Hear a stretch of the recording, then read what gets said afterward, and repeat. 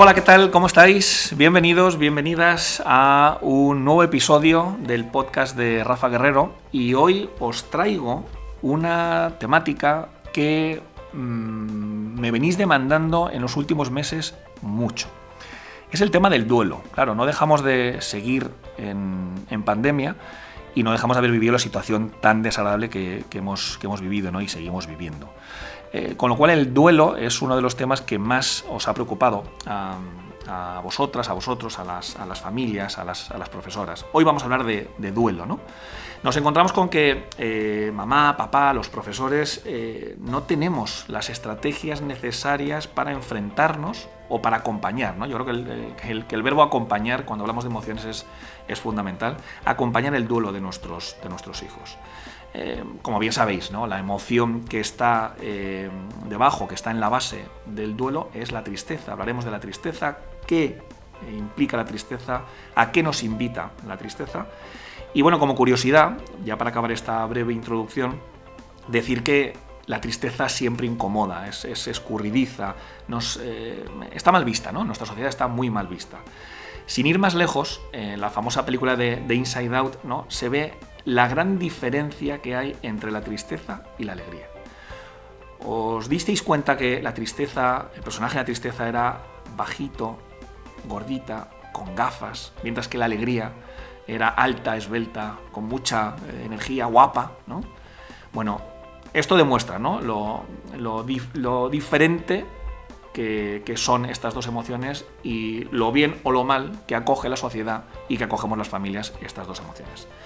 Así que comenzamos hablando de duelo.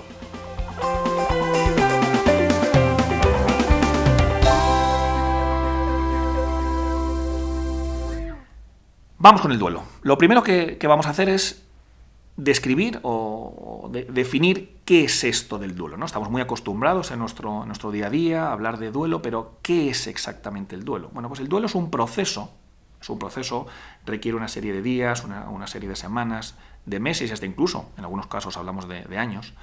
Es un proceso que se pone en marcha de manera natural ante un cambio. El duelo no solamente se pone en marcha cuando alguien muere, que también. Se pone en marcha cuando hay algún cambio en nuestras vidas.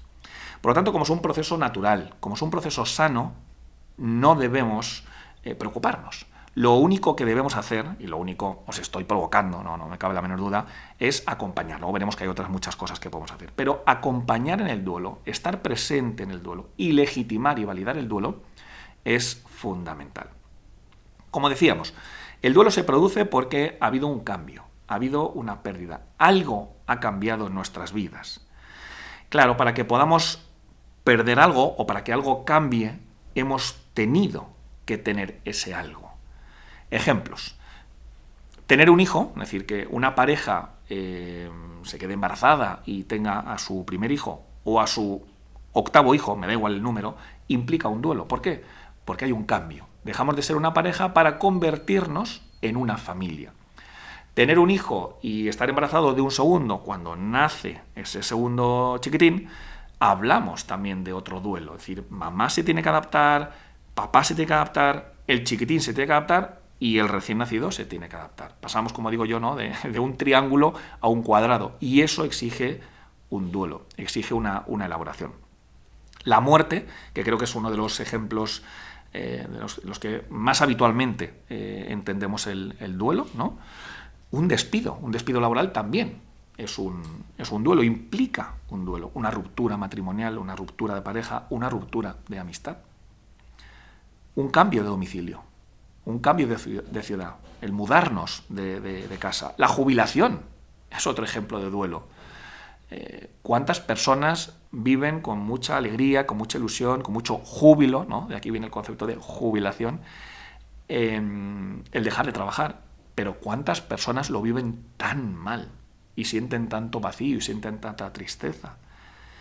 Pasar de un 600 a un Ferrari también implica un duelo. Es decir, duelo no implica pasar a peor vida, implica cambio. Y tendrá aspectos positivos y aspectos negativos, con lo cual estamos viendo la gran cantidad de situaciones en nuestro día a día que pueden implicar un duelo. Otra cosa es que no seamos conscientes o que no queramos ser conscientes. Pero el duelo está en nuestro día a día y debemos aprender a gestionarlo, a acompañarlo y a reconocerlo.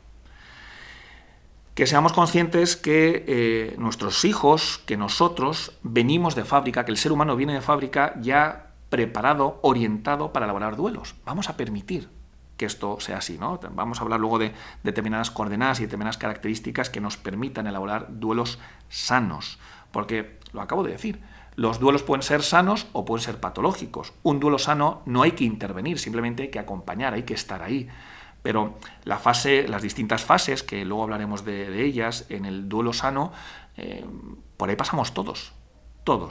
Y lo único que tenemos que hacer ahí es acompañar. Pero es cierto que en determinados momentos, en alguna de las 4 fases, que ya os estoy adelantando, nos podemos quedar ahí como encasillados. Y eso va a implicar un duelo patológico. Y no elaborar, no avanzar a la siguiente fase, sí que puede ser motivo, por supuesto, de intervención.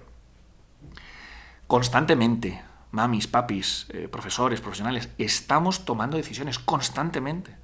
Cuando nos sentamos con nuestra pareja a ver Netflix, y tenemos que tomar la decisión de si empezamos a ver la serie A o la serie B, elegir la serie A implica elaborar el duelo de dejar a un lado o de dejar para más tarde la serie B. Eso implica un duelo. Constantemente estamos eligiendo. Y lo cierto es que vivimos en un contexto, vivimos en una sociedad, vivimos en familias donde, y estoy generalizando desde luego, donde desgraciadamente no nos permiten hacer duelos sanos. No se da un tiempo. No permitimos ese tiempo, ni por supuesto damos los recursos ni las estrategias necesarias para poder elaborar ese duelo de una manera correcta, ni en tiempo ni en espacio. A mí siempre me ha llamado la atención que si tú contraes matrimonio, si tú te casas, la ley te da 15 días para irte de viaje de novios. Pero si fallece tu padre, repito, si fallece tu padre, que no es ninguna tontería, que esto implica un duelo muy grande, implica un cambio muy grande, implica unas heridas muy grandes, solamente te dan 3 días. Bueno, a mí me resulta curioso, ¿no? Con lo cual la sociedad no está preparada para elaborar duelos, no permite elaborar duelos. El duelo es un problema emocional, claro. Cuando hablamos de duelo hablamos de la emoción básica, que es la tristeza. También se pueden dar otras emociones en el duelo, seguro. Se puede dar la rabia, sí. Se puede dar también el miedo a qué pasará, a qué vendrá, a cómo reaccionarán mis hijos. Pero el duelo, en esencia, es un problema emocional.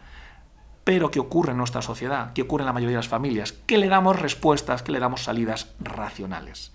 Estamos mezclando el subcórtex con el neocórtex.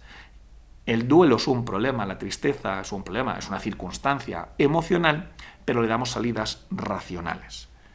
Sigo haciendo una breve introducción, ¿no?, a lo que es el duelo y luego veremos de qué manera podemos ayudar y podemos acompañar a nuestros hijos. Pero si esa tristeza que sentimos en este duelo sano, que ese sería el objetivo, ¿no?, que hablemos de un duelo sano, nos va a permitir esa tristeza, que es funcional, que es necesaria. La tristeza es necesaria en un proceso de duelo, sí, repito, es necesaria. Aunque se pase mal, pero es necesaria, nos va a permitir poder aprender, nos va a permitir poder ser mejores personas, adaptarnos mejor al medio, adaptarnos mejor a la circunstancia que nos viene, sabiendo que las cosas han cambiado. Bueno, ¿qué es la tristeza? Hemos dicho que la emoción que está en la base del duelo es la tristeza. Pues la tristeza es una emoción de defensa, junto con el miedo, junto con la rabia, con los celos. Sí, es una emoción de defensa y es universal. Es decir, absolutamente todos los mamíferos, no solamente todos los humanos, todos los mamíferos experimentamos una emoción que se llama tristeza. Y la tristeza, como cualquier otra emoción, familias, nos aporta un mensaje. Todas las emociones comparten que nos permiten o nos ayudan a sobrevivir. Pero cada emoción en concreto nos aporta un mensaje mucho más concreto y que nos permite esa supervivencia de la que hablábamos. ¿Sabéis cuál es el mensaje de la tristeza? El mensaje de la tristeza es: te informo de que has perdido algo.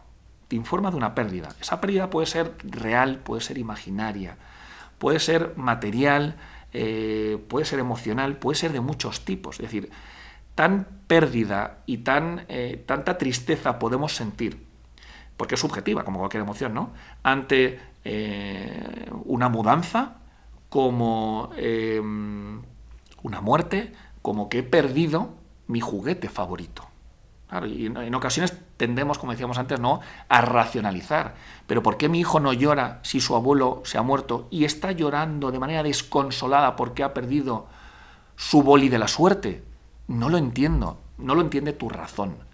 Pero la tristeza, el duelo, se debe entender no desde la razón, sino desde la parte emocional. Consiste en conectar con su sistema de valores, consiste en conectar con cómo es él, cómo es ella, con su historia y con aquellos aspectos a los que le da importancia o lo que siente que es importante, ¿no? El concepto de emoción viene del latín emovere, y emovere quiere decir movimiento hacia. Por lo tanto, todas las emociones lo que comparten es que nos empujan, nos movilizan hacia la supervivencia. Pero cada emoción en concreto, la rabia, los celos, el miedo y por supuesto la tristeza, nos empuja a una cosa concreta y nos aporta un mensaje concreto. La emoción de tristeza implica paralizarnos, implica cierta pasividad, ¿no? Nos inactiva. Y esto choca mucho con las otras emociones de defensa, como son el miedo y la rabia.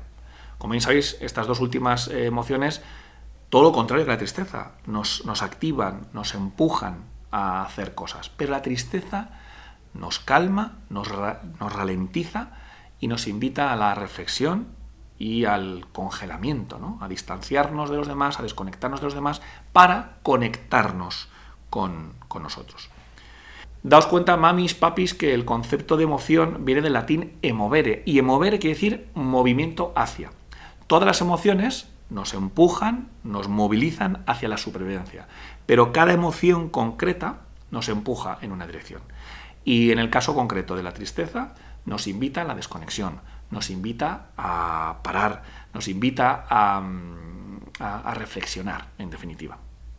Bueno, pues nos planteamos ahora, y esta es la pregunta que os lanzo, ¿cuál es el emovere de la tristeza? ¿A qué nos empuja? ¿A qué nos invita? ¿Qué mensaje nos lanza, nos transmite la tristeza? Pues la tristeza nos invita a desconectarnos. La tristeza nos invita a retirarnos, a dejar de tener contacto y relación con nuestros hijos, con nuestra pareja, con nuestros amigos, con nuestros compañeros de trabajo. No queremos saber nada del trabajo, nada de nadie. Lo que queremos es desconectarnos, retirarnos, parar y pensar. A eso nos invita la tristeza. ¿Y por qué la tristeza nos invita a pensar? Bueno, pues porque lo que ha ocurrido es muy importante. Ha habido un cambio muy importante.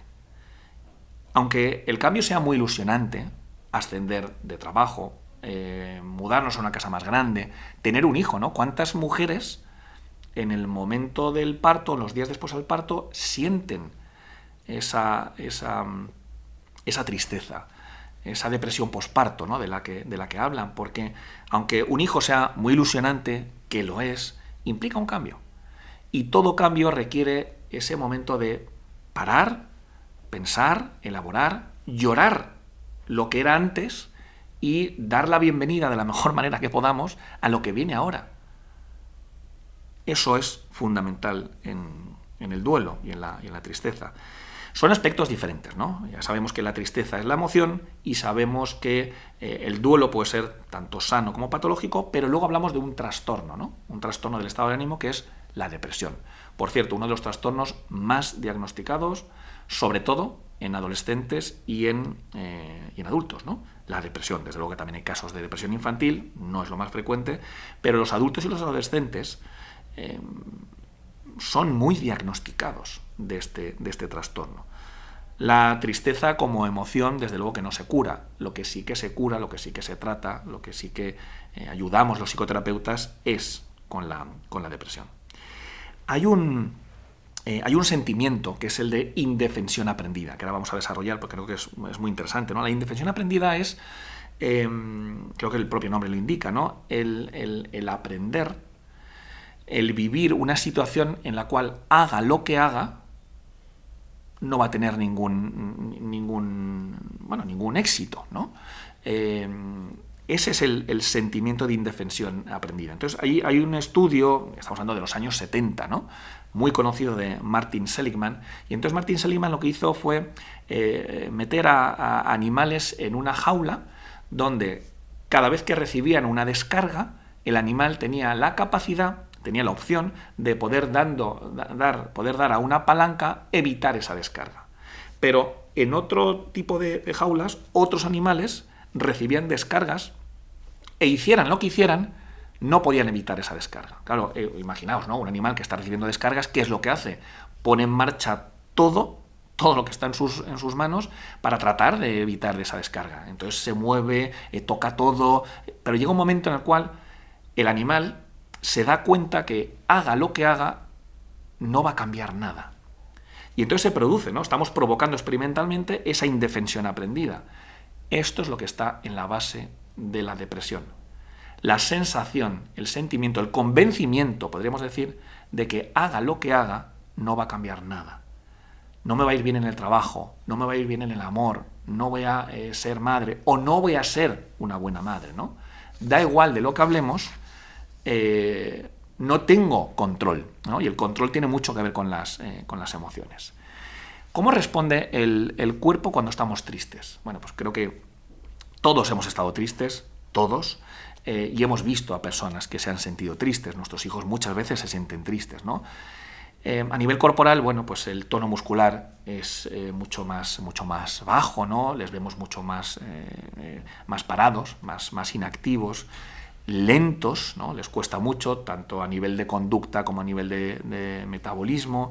Son cuerpos fríos, ¿no? Qué curioso, ¿no?, que la depresión, que la tristeza lo que hace es bajar la temperatura corporal, ¿no? Por eso en Inside Out el personaje es azul, ¿no? Por supuesto que la tristeza, la depresión, sin lugar a dudas, lo que hace es alterar los ritmos del sueño, de alimentación, de la actividad física, cambia la manera que tienes de relacionarte, desde luego. Y fijaos que hay una cosa muy interesante cuando nos sentimos tristes, cuando nuestros niños se sienten tristes, y es que la posición fetal, ¿no?, que la llevamos a cabo, ¿no?, buena parte del periodo prenatal, es algo que nos tranquiliza. Por eso, que no se extrañe que vuestros niños, y hasta incluso vosotros y vosotras, que cuando estéis tristes, que lo que el cuerpo os pida es poneros en posición fetal, agarraros, abrazaros, ¿no?, a vosotros y a vosotras. Bueno, antes de pasar a algunas orientaciones, aunque ya hemos ido comentando algunas de ellas, comentaros cuáles son las 4 fases del duelo. Hablamos de un duelo sano. Si nos quedamos en alguna de estas 4 fases, hablaríamos de un duelo patológico, pero como nos vamos a enfocar de manera positiva, vamos a hablar de las fases del duelo sano. Bueno, el duelo sano, desde luego, decíamos que hay que acompañarlo, hay que permitirlo, hay que validarlo. ¿Cuál sería la primera fase del duelo? Es la fase de shock, la fase de me quedo completamente paralizado, ¿no?, la fase de aturdimiento. Es un primer impacto, ¿no? En un segundo momento aparece la fase de negación. Me niego a que esto haya ocurrido, ¿no? Esto no puede ser verdad. Es como la sensación de estar en un sueño, ¿no? No, esto lo estoy soñando, esto no puede ser verdad, no ha podido ocurrir esto. O hasta incluso negamos o minimizamos la trascendencia de lo que nos ha ocurrido, de lo que ha ocurrido. En tercer lugar, ya viene la fase de tristeza propiamente dicha. Esta es una fase fundamental, donde es muy importante que en casa permitamos y validemos la emoción de tristeza, ¿no? Entramos en contacto con la tristeza, entramos en contacto con el llanto, entramos en contacto con lo mal que nos hace sentir la noticia que hemos recibido o lo que nos ha pasado, ¿no? Ya decíamos que la sociedad no permite, no le gusta para nada esta emoción, nos resulta tremendamente desagradable, no sabemos muy bien qué hacer con él, ¿no? Entonces la evitamos y damos mensajes que, lejos de ayudar, lo que hacen es hundir mucho más a nuestro hijo, hundir mucho más a nuestra pareja, a la persona de la que estemos hablando. Mensajes del tipo, venga, anímate, lo que tienes que hacer es cantar, lo que tienes que hacer es sonreír, tienes que ser fuerte, ¿no? La vida son 2 días y no merece la pena estar triste. Entonces, tratamos de racionalizar una emoción. Es decir, esto es como ir a China y hablar japonés. No os lo recomiendo. No, si vais a China, hablar chino, y si vais a Japón, hablad japonés, pero no mezclemos el subcórtex con el neocórtex, por lo menos en un primer momento. Y luego la cuarta y última fase, una vez que ya hemos llorado, una vez que ya nos hemos hecho cargo, una vez que hemos tocado fondo, ¿no? Esto es lo que decimos, ¿no? Ya he tocado fondo. Esa es la fase de tristeza. Una vez que superamos y hemos soltado todo lo que teníamos que soltar y hemos conectado todo lo que teníamos que conectar, aparece la cuarta y última fase, que es la fase de crecimiento. Y ahí consiste en convertir lo que hemos vivido, lo que hemos sentido, en aprendizaje. Consiste en que la experiencia que ha acontecido, que nos permita mejorar, que nos haga más fuertes, que nos haga crecer. Y esto puede ser a muchos niveles, ¿no? Pues a nivel laboral, a nivel familiar, a nivel social, a todos los niveles. Y por eso aquí es muy importante, cuando hablamos de niños, cuando hablamos de menores, que como mamá, como papá, seamos capaces de hacer narrativas que sean coherentes, que empoderen a nuestros hijos. Bueno, ya para ir acabando, vamos a dar algunas orientaciones que os puedan servir para acompañar a vuestros hijos, ¿no? Acordaos que la tristeza no se regula, la tristeza no se inhibe, la tristeza no debemos dejarla en los márgenes. La tristeza se acompaña, se acoge, se valida, ¿no? Debemos permitir todas y cada una de las emociones que experimentan nuestros hijos. Y la tristeza y el proceso de duelo no es una excepción. No racionalicemos sus emociones, ni el miedo, ni la tristeza, ni la rabia, ni los celos. No racionalicéis. Utilizad en un primer momento vuestro cerebro emocional para conectar con su cerebro emocional, para comprenderle, para acogerle, para acompañarle, no para juzgar, no le juzguéis. No, cuando decía Martin Hoffman, ¿no?, que cuando hablamos de empatía hablamos más del otro que de nosotros, sin lugar a dudas. Empatizar consiste en conectar con el otro dejándonos a nosotros en los márgenes, en un lado. Entonces, evitemos, mamis, papis, por favor, mensajes del tipo: no llores, venga, no es para tanto, por favor, no estés triste, o los niños no lloran, ¿no?, que ha hecho tanto daño, ¿no? Los niños no lloran, pero las niñas sí que lloran, ¿no? Cuidado con este tipo de mensajes. Cada niño vive su tristeza, cada niño vive su duelo a su manera. Las emociones son subjetivas y cada uno las vive como buenamente puede. Entonces hay diferencias entre niños y por supuesto que hay diferencias entre cómo los adultos vivimos la tristeza, cómo los adultos vivimos el duelo y cómo lo viven nuestros hijos. Os animo a que nombréis todo lo que sientan, todo lo que vivan vuestros hijos. Que utilicéis la palabra tristeza o triste, que utilicéis la palabra duelo. Lo que estás viviendo ahora mismo, cariño, se llama duelo. El que mamá se llama duelo, cariño. Y le explico lo que es el duelo. El duelo son unos días en los cuales uno necesita parar, necesita conectar y necesita asimilar, cariño, lo que ha ocurrido. Claro, y es que nos hemos cambiado de ciudad. Es que hemos vivido una situación muy difícil como ha sido la muerte del Yayo. Es decir, todo esto requiere un tiempo y el niño tiene que saber que se siente triste no porque sea tonto, no porque sea incapaz, no porque sea malo, sino porque hay una cosa que se llama duelo, que se llama tiempo, que requerimos todos y que es normal vivirlo y que por tanto hay que permitirlo. Que utilicemos palabras como muerte, como por supuesto tanatorio, incineración, es decir, todos estos conceptos tienen que salir de manera natural alrededor de la mesa, ¿no? Tienen que salir de manera natural en nuestras casas. Creo que es fundamental, ¿no?, el hecho de que llamemos a las cosas por su nombre, y a veces nos cuesta mucho, ¿no? Son palabras tan fuertes, ¿no? Cuando hablamos de muerte, cuando hablamos de maltrato, cuando hablamos de abuso, son palabras tan fuertes que tendemos a no nombrarlas y decimos, entonces fue cuando ocurrió eso. No, eso nos referimos a algo, nombrémoslo. Qué curioso, ¿no?, que en el lenguaje coloquial digamos cosas como se ha muerto el móvil o se me ha muerto el móvil, cuando el móvil no se muere, el móvil se te ha apagado, el móvil se te ha quedado sin batería, y decimos que el abuelo se ha ido al cielo, a lo cual los niños dicen, ¿y cuándo va a volver del cielo?, ¿no? Yo creo que, estaba aquí antes de comenzar el podcast hablando con Alejandro, la cantidad de ideas que tenemos, ¿no? Y creo que uno de los temas que vamos a dedicar solamente vamos a dedicar un podcast entero a hablar de la muerte, ¿no? Hoy estamos hablando del duelo y de la tristeza así de manera más genérica, pero creo que tenemos que hacer, ¿verdad, Alejandro?, un podcast que sea solo exclusivamente sobre la muerte. Así que nada, lo apuntamos, ¿no? Claro, porque el móvil no se te ha muerto y porque el abuelo no se ha ido, el abuelo se ha muerto. Y el móvil se ha quedado sin batería, ¿no? Se ha quedado sin poder ser utilizado. Pero que utilicemos los conceptos adecuados, ¿no? Los que tenemos que poner en nuestra boca. Cuidado también con la evitación, cuidado con tratar de sustituir o de meter con calzador emociones que no corresponden, ¿no? Y con esto yo la verdad que estoy bastante sensibilizado, ¿no? Y veo que es muy habitual.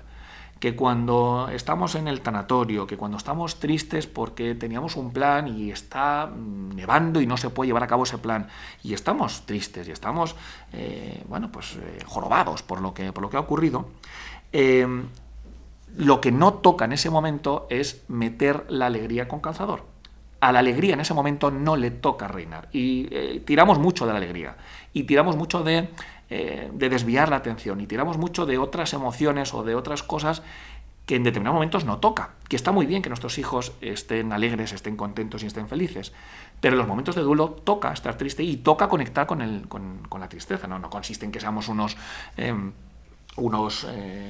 masocas, ¿no? Disfrutando como nuestros hijos están pasándolo mal, pero sí que consiste en ponerle palabras a su sufrimiento, ponerle palabras a lo que están viviendo o a lo que estamos viviendo, ¿no? Porque seguro que si a vuestro hijo les afecta, ha afectado, ¿no? al ámbito familiar. Entonces, cuidado con desviar la atención, cuidado con meter la alegría cuando ahora lo que toca es conectar con nuestra tristeza, ¿no?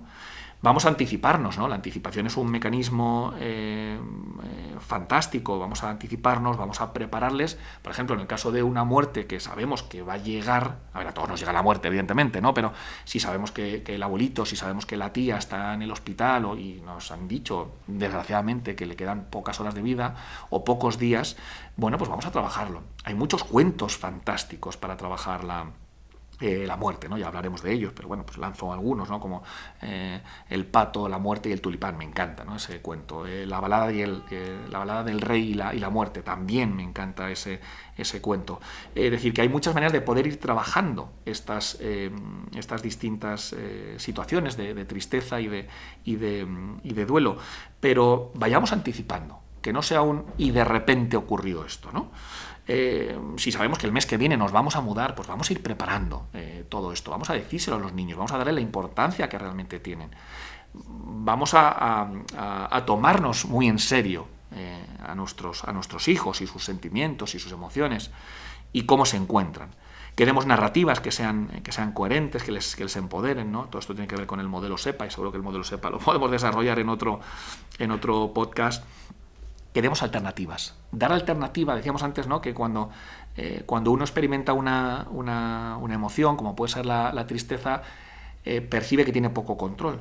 Pero si como padres y como madres somos capaces de ofrecer distintas alternativas a nuestros niños, eso va a aumentar su sensación de control y eso va a permitir que se puedan sentir un poquito mejor. Fijaos, hay una experiencia que es muy sencilla, pero que creo que lo describe muy bien esto que estoy contando, ¿no? Hubo un hospital, imaginaos, ¿no? La situación de indefensión aprendida que tenemos en un hospital, ¿no? Lo poco que podemos hacer, no tomamos ninguna decisión. No tomamos decisiones sobre cuándo me dan el alta, no tomamos decisiones sobre a qué hora, ¿no? Va a venir el enfermero o va a venir la doctora. No tomo ninguna decisión cuando estoy en el hospital, ninguna. Entonces, hubo un hospital donde decidieron que le iban a dar, para ir aumentando este locus de control, ¿no? Que decimos los psicólogos, decidieron que le iban a presentar a los enfermos y les iban a ofertar 2 menús. Es decir, en vez de decir esto es lo que hay de comer y punto, te ofrecemos el menú A y el menú B. Fijaos qué cosa tan sencilla. Ofreciéndole una opción, A o B, a la hora de comer, consiguieron, al compararlo con aquellos pacientes que no tenían esta opción, que esto es lo que había de comer y punto, se encontraron con que los pacientes que les habían dado esa opción les dieron el alta antes que a los pacientes que no les habían dado esa opción. Con lo cual, si podéis dar opciones dentro de ese proceso de duelo, por sencillas o por tontas que os puedan parecer, ¿no? Pues venga, si sabemos que hoy hay que tomar verduras, pues ofrecer dos tipos de verduras y que puedan elegir. Venga, va, fenomenal, ¿no? Venga, alternativas. Que hagamos, ¿no? Que permitamos hacer un aprendizaje de la experiencia, como decíamos antes, y en definitiva, ¿no? Y con esto ya acabo, que acompañéis, que permitáis, que no tratéis de, es que está sufriendo mucho. Bueno, os lo voy a decir ahora con todo el cariño del mundo. Es que vuestro hijo tiene que sufrir.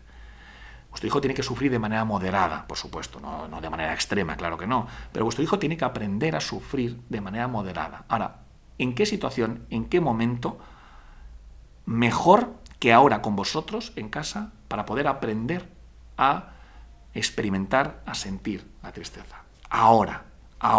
Este es el mejor momento para que vuestros hijos aprendan a conectar con sus emociones y que no nos dejemos llevar por la anestesia emocional. Pues hasta aquí el podcast de hoy, mamis, papis, un verdadero placer. Nuevamente, recordaros que tenéis más información en www.darwinpsicólogos.com, en rafaguerrero.com. Y bueno, mis redes sociales, que las conocéis, ¿no? En Instagram, Rafa Guerrero Darwin, en Facebook, Rafa Guerrero-Darwin Psicólogos, en mi canal de YouTube, Rafa Guerrero Psicólogo, y en TikTok, Rafa-Guerrero-Darwin.